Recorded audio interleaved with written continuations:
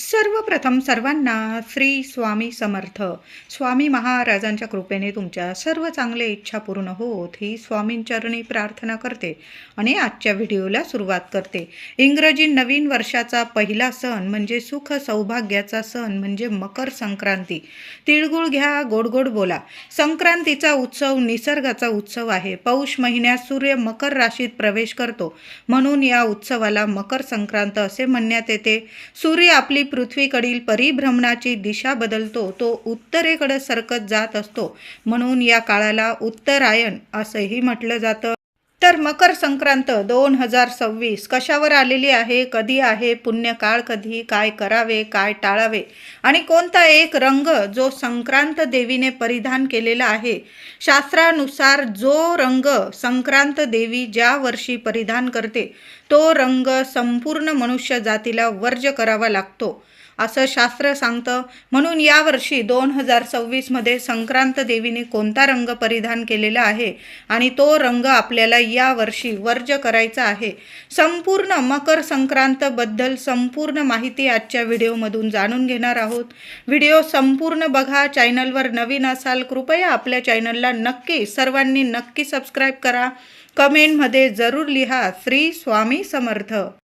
तर या वर्षीची मकर संक्रांत 14 जानेवारी 2026 बुधवारी आलेली आहे आणि याच दिवशी षटतिला एकादशी आलेली आहे. शुभ योग जुळून आलेला आहे.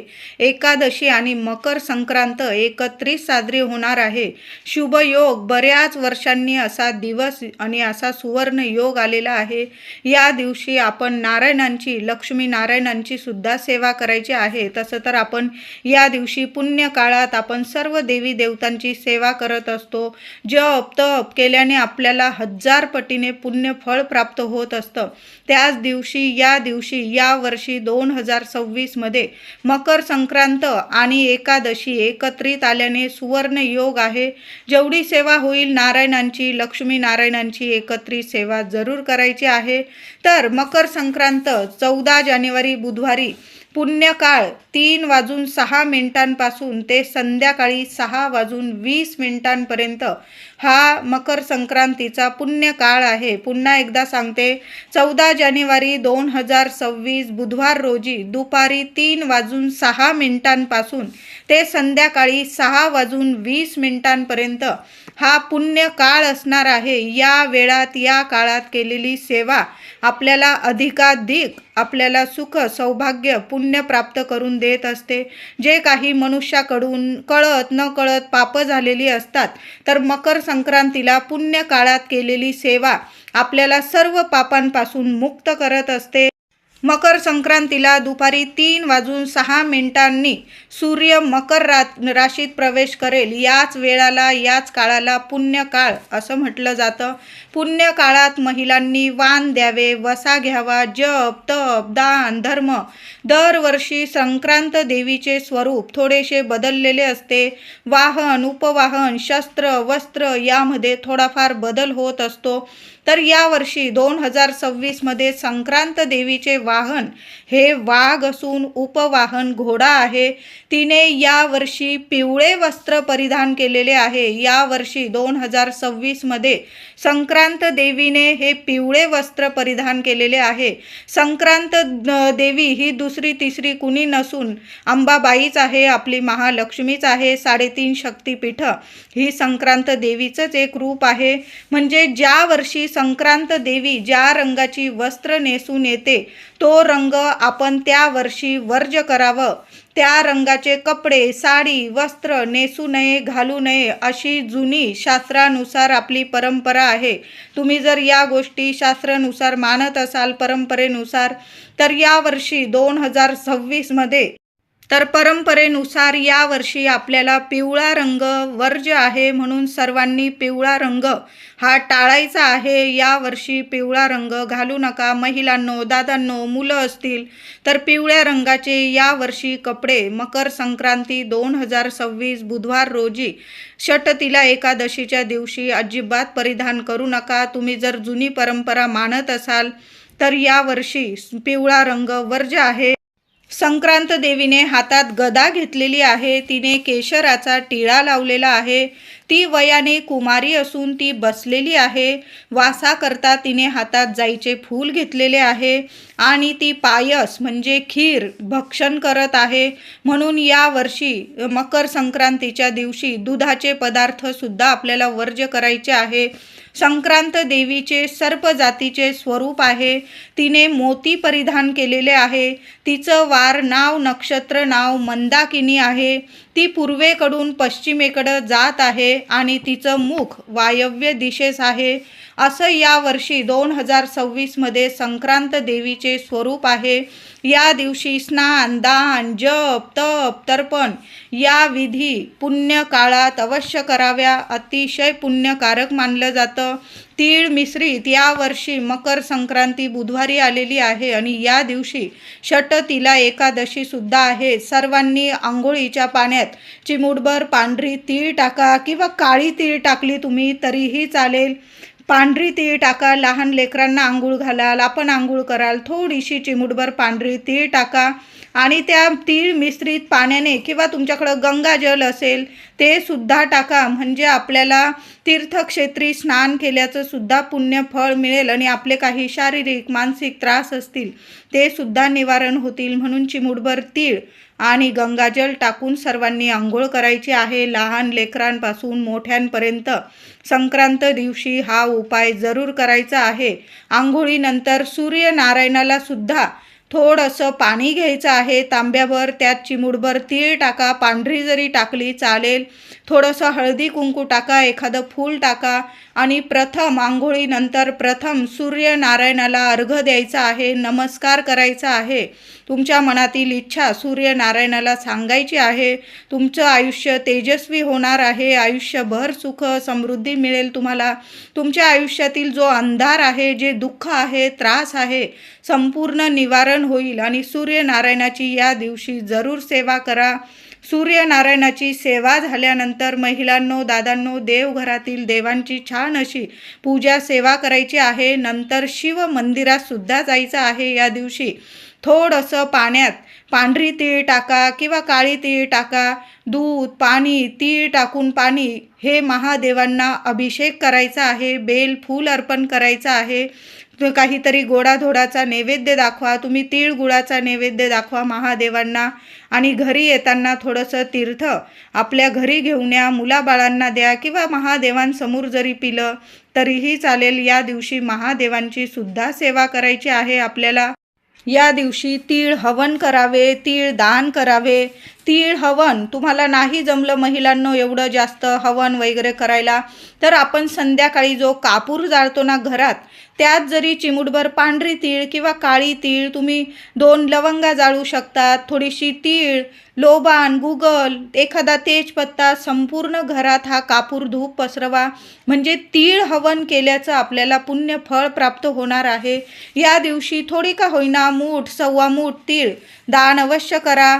काळे दान करा. ज्यांना 7.5 आहे त्यांनी काळे तीळ दान करा. ज्यांना 7.5 नाही, तुमच्याकडं पांढरी तीळ आहे, तुम्ही मूठ सव्वा मूठ तीळ दान अवश्य करा. एखाद्या गरिबाला द्या किंवा गोशाळेत वगैरे एखादी म्हणजे गाय सांभाळणारी ती माऊली असते किंवा दादा असतो, त्या व्यक्तीला जरी तुम्ही तीळ दान केली ना, किंवा तुमच्या इथं जर ब्राह्मण असतील तर ब्राह्मणांना सुद्धा तुम्ही दान करायचं आहे. या दिवशी तुम्ही दान केलेलं तुम्हाला इतकं फळ देऊन जाणार आहे. पण पुण्य काळातच आपल्याला या गोष्टी करायच्या आहे. यामुळे सर्व न कळत झालेल्या पापांचा नाश होतो आणि सर्व सुख सौभाग्याची प्राप्ती होते. मुलांना काही अडचणी असतील, मुलांच्या हाताने सुद्धा तुम्ही तीळ दान करू शकता, गूळ दान करू शकता. अन्न, तीळ, गूळ, वस्त्र, सोनं ही दाने पुण्य काळात खूप फलदायी पुण्यकारक ठरतात. एखादे ब्राह्मण बुवा असतील, भटजी असतील, त्यांना सुद्धा तुम्ही एक वेळेचं भोजन होईल एवढं अन्नदान करू शकता. म्हणजे तुम्ही गहू, तांदूळ, गव्हाचं पीठ, गुळाचा खडा, तूप या गोष्टी, मीठ या गोष्टी एखाद्या भांड्यात काढा, बॅगमध्ये काढा आणि सर्व तुम्ही ब्राह्मणाला दान करू शकता. त्याचबरोबर वस्त्र किंवा सोन्याचं दान करायचं असेल या पुण्य काळात खूप फलदायी ठरणार आहे. मकर संक्रांतीच्या दिवशी संपूर्ण दिवस रात्र ब्रह्मचर्याचं पालन करायचं आहे. मांसाहार मद्यपान करायचा नाही आहे.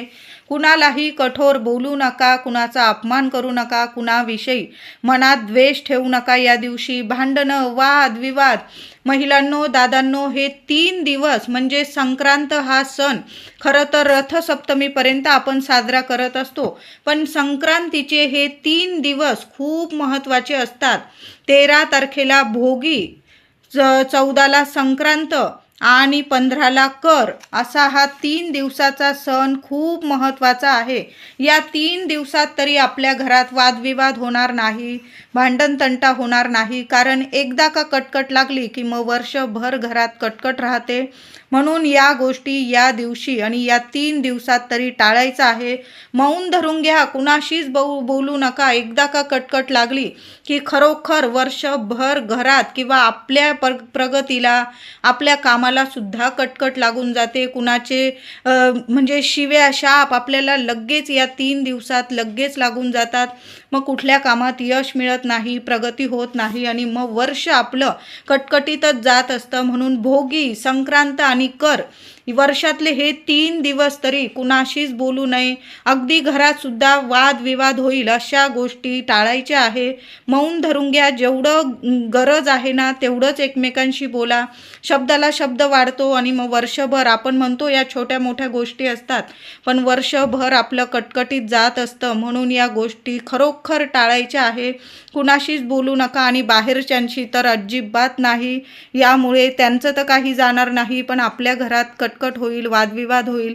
या 3 दिवसात तरी या गोष्टींची काळजी सर्वांनी नक्की घ्यायची आहे. त्याचबरोबर गाई म्हशींची धार काढणं संक्रांतीच्या पुण्य काळात काढू नये. वृक्ष गवत तोडणे या गोष्टी टाळायच्या आहे. महिलांनो दादांनो, या दिवशी एकादशी सुद्धा आलेली आहे. तुम्हाला या दिवशी तुम्हालाच काय, आपल्या सर्वांनाच भगवान श्री हरी विष्णूंची सुद्धा सेवा करायची आहे. मग तुळस तर आपल्याला लागणार. आपण एक तरी पान, आपण तुळशीचं एक तरी पान आपण भगवान विष्णूंच्या, बाळकृष्णाच्या मूर्तीला अर्पण तर करणारच. मग भोगीच्या दिवशी सुद्धा तुळस तोडू नका, संक्रांतीला सुद्धा नाही आणि करीच्या दिवशी सुद्धा नाही. तुम्ही फुलवाल्या दादांकडून विकत आणा किंवा 2 दिवस आधी तुम्ही थोडीशी तुळस तोडून ठेवली आणि नीट एखाद्या ठिकाणी ठेवून दिली, थोडंसं पाणी शिंपडून, तर ती तुळस तुम्ही भगवान श्री हरी विष्णूंना एकादशीच्या म्हणजे मकर संक्रांतीच्या दिवशी अर्पण करू शकता. पण त्या 3 दिवसात तरी आपल्या घरातली दारातली तुळस तोडू नका, मंजुळा तोडू नका. सेवेला तर तुळस लागणार आहे, ती विकत आणा तुम्ही. नाही तर 2 दिवस आधी तरी तुळस तोडून ठेवा, एखाद्या नीट ठिकाणी ठेवा, थोडं पाणी शिंपडून ठेवा, म्हणजे पानं टवटवीत राहतील. याची काळजीसुद्धा महिलांनो, छोट्या मोठ्या गोष्टी असतात, पण वर्षभर आपलं सुख समृद्धी, सुख सौभाग्य यात दडलेलं असतं. म्हणून या गोष्टी नक्की करा. संक्रांतीच्या दिवशी एकादशी आल्याने श्री विष्णूंचा मंत्र जप करायचा आहे. ओम नमो भगवते वासुदेवाय नमः, ओम नमो भगवते वासुदेवाय नमः. दिवसभर जरी तुम्हाला कुणाशी बोलू नका, फक्त या मंत्राचा जप करायचा आहे. देवांना तिळगुळ अर्पण करा, गोडाधोडाचा नैवेद्य दाखवा. तुळशी माऊलीची सुद्धा या दिवशी दिवस रात्र सेवा करायची आहे. म्हणजे सकाळी पण आंघोळीनंतर आपण सूर्यनारायणाची सेवा झाल्यानंतर तुळशी माऊलीला हळदी कुंकू फुलं अक्षता अर्पण करा. दिवा लावा तुपाचा, संध्याकाळी सुद्धा दिवा लावा. म्हणजे या दिवशी एकादशी आहे. तशी तर आपण सर्व महिला तुळशी मातेची सेवा करतो, पण या दिवशी लक्ष देऊन आपण सेवा करायची आहे. श्री विष्णूंची विष्णू सहस्त्र नामावलीची सेवा दादांनो महिलांनो जरूर करा. तुम्हाला नाही पाठ तर तुम्ही यूट्यूबवर ऐकलात, एक म्हणजे सहकुटुंब सहपरिवार तुम्ही शांत बसलेला आहात तेव्हा तुम्ही लावून दिलं आणि ते कानावर पडले शब्द ना, तरीही त्याचा परिणाम आपल्या वास्तूला सुद्धा म्हणजे चांगला मिळतो. आपली वास्तू नेहमी तथास्तू म्हणते आणि अशा शुभ तिथींना आपण आपल्या देवांची सेवा ऐकतो, श्रवण करतो, त्यावर सुद्धा वास्तूवर सुद्धा चांगला परिणाम होतो. वास्तूतील जी नकारात्मकता असते, वास्तुदोष असतात, पितृदोष असतात, घरातल्या व्यक्तींना काही ग्रहदोष असतात, देवांच्या कृपेने संपूर्ण नष्ट होतात आणि वास्तू नेहमी प्रसन्न राहते, सकारात्मक राहते. आणि वर्षभर आपल्याला सुख सौभाग्य प्रदान करत असते. भगवान श्रीहरी विष्णू लक्ष्मी मातेच्या कृपेने आपल्या घराची भरभराट होते. म्हणून या दिवशी, या वर्षी एकादशी आणि मकर संक्रांत एकत्र आलेले आहे. भगवान विष्णूंची जेवढी सेवा होईल ना तेवढी नक्की करा महिलांनो. आता भगवान श्रीहरी विष्णूंची सेवा करत आहोत तर सुख सौभाग्य प्रदान करणारी देवी लक्ष्मी माऊलीची सुद्धा सेवा करायची आहे. माता लक्ष्मीची मूर्ती असेल, श्रीयंत्र असेल, किमान 11 वेळा 21 वेळा माऊलीच्या मूर्तीवर श्रीयंत्रावर ओम श्रीम नमः, ओम श्रीम नमः आदी देवी लक्ष्मीला कुंकुमार्चन करा. आणि मग आपल्याला वाण द्यायचा आहे, सवाष्ण पूजन करायचं आहे. महिलांनो, आधी देवघरातील देवी आईला हळदी कुंकू अर्पण करा, देवी आईला वाण द्या. तिची ओटी भरायची असेल भरू शकता, नाही करता आलं किमान देवी आईला गोडाधोडाचा नैवेद्य दाखवा आणि देवी आईला कुंकुमार्चन करा. एखादी वेणी अर्पण करा, लाल गुलाब किंवा कमळाचं फूल. जसं आपण श्रीहरी विष्णूंना तुळस अर्पण करणार आहोत, झेंडूची फुलं अर्पण करणार आहोत, या दिवशी पिवळी झेंडूची फुलं आणण्यापेक्षा तुम्ही केशरी फुलं आणली तरीही चालेल. कारण केशराचा टिळा या वर्षी देवी आईने लावलेला आहे.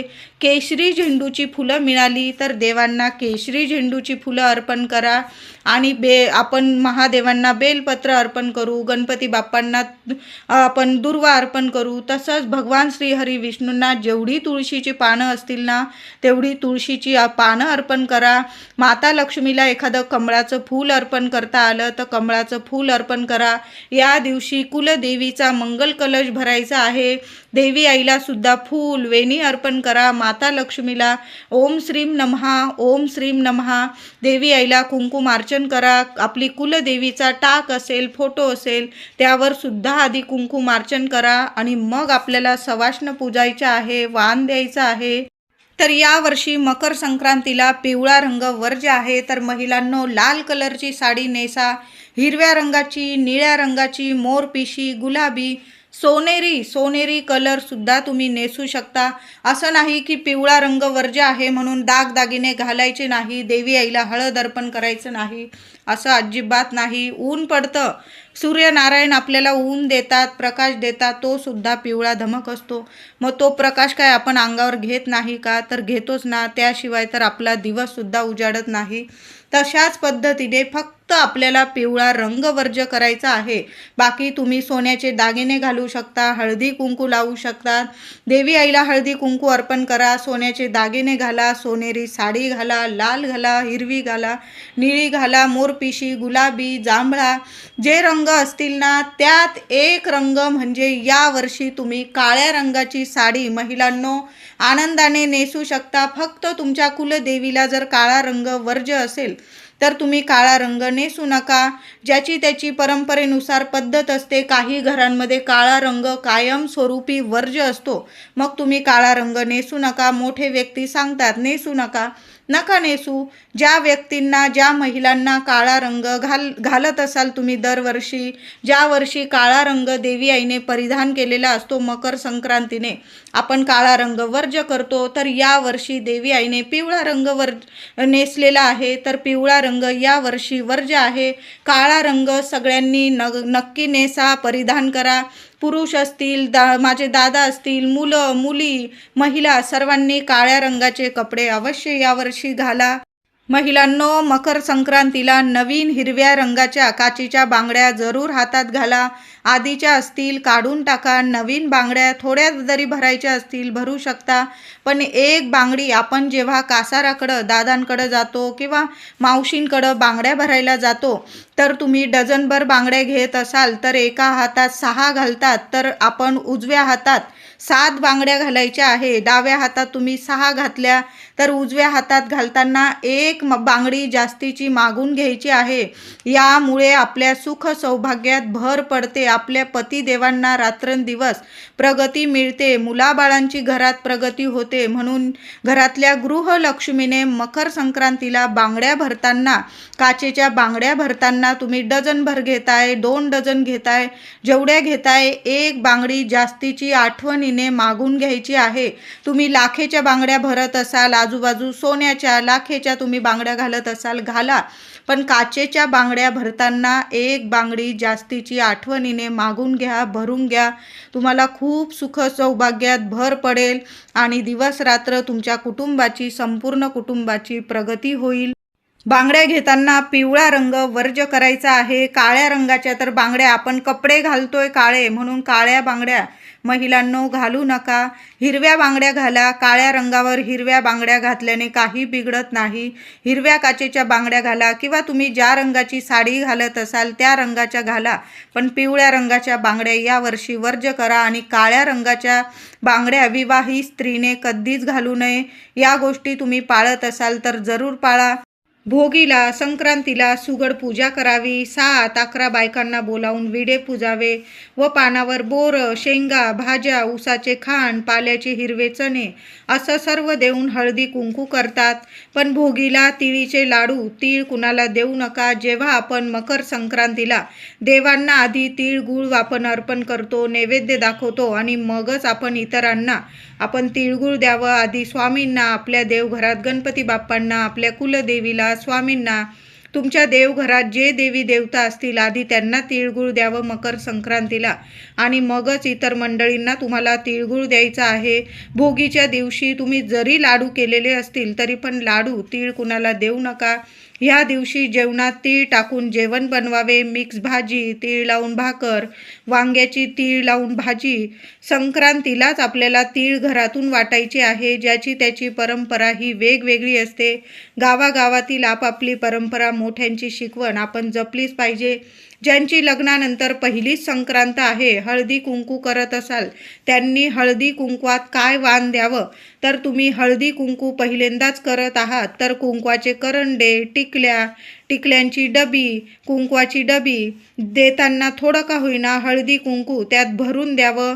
तरच हळदी कुंकवाला वाण द्यायला महत्त्व असते. पहिल्यांदा जेव्हा लग्नानंतर तुम्ही पहिल्यांदाच मकर संक्रांतीला हळदी कुंकू करत असाल तर या गोष्टींचं पालन जरूर करा. लग्नानंतर 5 वर्ष झालेली आहे किंवा जास्त वर्ष झालेली आहे, तुम्ही मग छोटे मंगळसूत्र, बांगड्या, टिकल्या, आरसे, मेहंदी कोण, आरसा शक्यतो देऊ नका. काच कुणाला देऊ नका.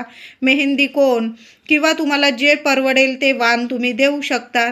संक्रांती ते रथसप्तमी आपण प्रत्येक महिला आपल्या घरात हळदी कुंकू करत असतो.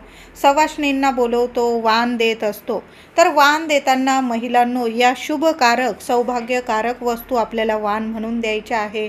तुम्ही सौभाग्यकारक 6 शृंगाराचे साहित्य देऊ शकता, कंगवा देऊ शकता, बांगड्या देऊ शकता, टिकल्या, 6 शृंगाराचे साहित्य, रुमाल वगैरे. तांब्याच्या वस्तू, तुमचा बजेट जास्त असेल तर तांब्याचे वस्तू तुम्ही देऊ शकता. तांब्याचे लहान लहानसे दिवे वाटले किंवा अजून काही वस्तू असतात तांब्याच्या ज्या तुम्हाला परवडतील अशा वस्तू तुम्ही वाण म्हणून देऊ शकतात. खूप शुभ ठरतात. छोटे दिवे देऊ शकता. हळदी कुंकवाचे करंडे देऊ शकता. हळदी कुंकवाचे करंडे देत असताना खाली देऊ नका. त्यात थोडं का होईना चिमूटभर हळदी कुंकू अक्षता भरून द्या. मग आपल्याला खूप शुभ परिणाम दिसून येतात. लहान लहानशा ताटल्या देऊ शकता, डबे देऊ शकता, वाट्या, तुम्हाला जे परवडतील असे चांगले वाण द्यायचे आहे ज्यामुळे त्या वस्तू त्या सवाष्ण महिला रोजच्या वापरात वापरू शकतील, टाकून देणार नाही.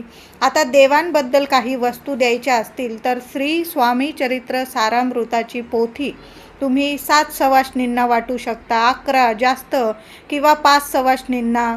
तुमच्याकडे जेवढ्या सवाष्ण महिला असतील आणि तुम्हाला जर परवडत असेल ना तर स्वामी चरित्र सारामृताची एक पुस्तिका पोथी वाण म्हणून जरूर द्या. व्यंकटेश स्तोत्राची पुस्तिका म्हणजेच पोथी तुम्ही देऊ शकता. रामरक्षा अशा छान अशा पोथी देवांची आपण सेवा करू, आपण सर्व महिला मिळून, आपण सर्वच जण अशा पोथीसुद्धा तुम्ही वाण म्हणून देऊ शकतात. सौभाग्यकारक ठरतं.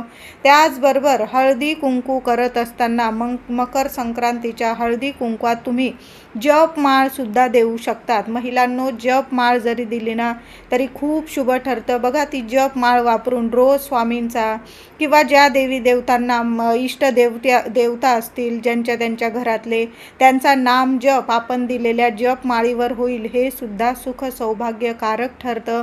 तर अशा वस्तू तुम्ही देऊ शकता. भाग्य वाढतं, भाग्य तेजस्वी होतं, पती मुलांना उदंड आयुष्य आरोग्य लाभतं आणि त्यांची दिवस रात्र प्रगती होते, घरात लक्ष्मी नांदते. तर अशा छान वस्तू आपण संक्रांती ते रथसप्तमी हळदी कुंकू करताना या छान अशा सौभाग्यकारक वस्तू द्यायच्या आहे. चुकून सुद्धा महिलांनो, चाकू असेल, सुरी असेल, किसणी असेल, ज्यावर आपण खोबरं वगैरे किसतो, आलं वगैरे किसतो, लहान लहानशा किसण्या, असे चॉपर असतील भाज्या कापण्याचे, काचेच्या वस्तू असतील, कृपया अशा वस्तू तुम्ही वाण म्हणून देऊ नका. नाही केलं हळदी कुंकू मग तरी चालेल, पण अशा वस्तू चाकू, सुरी, किसणी, भाज्या कापण्याचे चॉपर, काचेच्या वस्तू, देवांच्या मूर्ती, अशा वस्तू वाण देताना बघा फूटतूट होते, मग आपल्याच मनाला वाईट वाटतं. म्हणून अशा वस्तू चुकून सुद्धा हळदी कुंकू करत असताना देऊ नका.